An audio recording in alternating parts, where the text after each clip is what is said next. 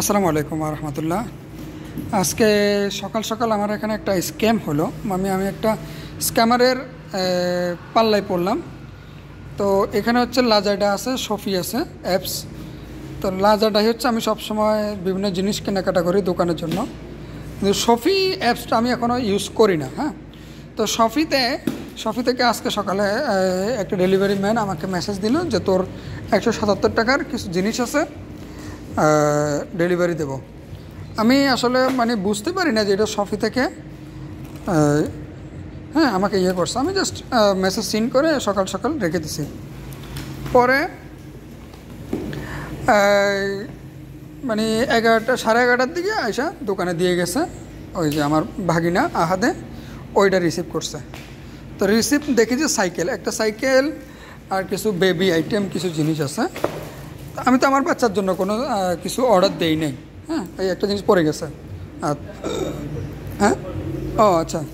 তো দেখি যে একটা সাইকেলটা সুন্দর আছে, কিন্তু আমি তো কোনো সাইকেল অর্ডার দেই নাই। পরে আমি ঠিকানা দেখি যে সব কিছুই সেলারের ঠিকানা আছে, এই যে সাইন করছে, বাট যে রিসিভ করবে সেখানে আমার নাম আর আমার দোকানের ঠিকানা দেওয়া, টোটালি সব কিছু আমার নাম আমার ঠিকানা সব কিছু।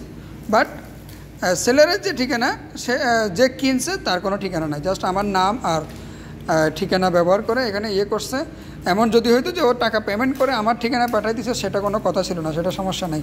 কিন্তু টাকা পেমেন্ট না করেই আমার ঠিকানায় পাঠাইছে। এটা খুবই খারাপ লাগছে আমার কাছে। 177 টাকা অনেক টাকা।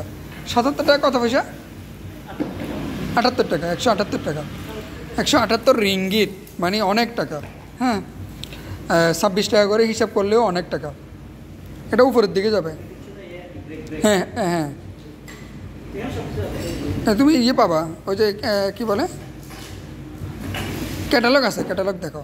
সাইকেলটা সুন্দর আছে, কিন্তু সুন্দর থাকি তো লাভ নাই, কারণ হচ্ছে আমার এই সাইকেল কে ব্যবহার করবে? আমার তো ব্যবহার করার কেউ নাই। হ্যাঁ, যদি আমার ব্যবহার করতে, আমার মেয়ে মাত্র জন্মগ্রহণ করছে, ও যদি বয়স ঠিক আছে, ও যদি চালানোর বয়স হয়তো তাহলে কোনো সমস্যা ছিল না। টাকা পেমেন্ট করছি, বাট আমার মেয়ে ব্যবহার করবে, কিন্তু আমার মেয়ে তো আর এটা চালানোর বয়সই হয় নাই। হ্যাঁ, মাত্র কয়েকদিন হয়েছে বয়স। তো এই জন্য জিনিসটা আমার কাছে ইয়ে লাগতেছে। এটা কিন্তু উল্টা, কিন্তু হ্যাঁ, সাইকেল কিন্তু তুমি এখন উল্টা ধরছ। হ্যাঁ, এইভাবে সাইকেলটা সুন্দর আছে, কিন্তু হ্যাঁ, ক্যাটালগ আছে না? না, ক্যাটালগ আছে না? ক্যাটালগ তুমি ক্যাটালগ দেখে দেখে করো।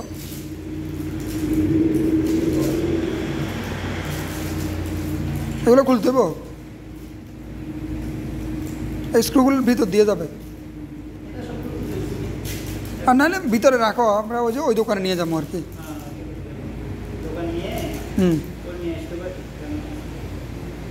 তো এই হচ্ছে আমি একটা স্ক্যাম হলাম সকাল সকাল।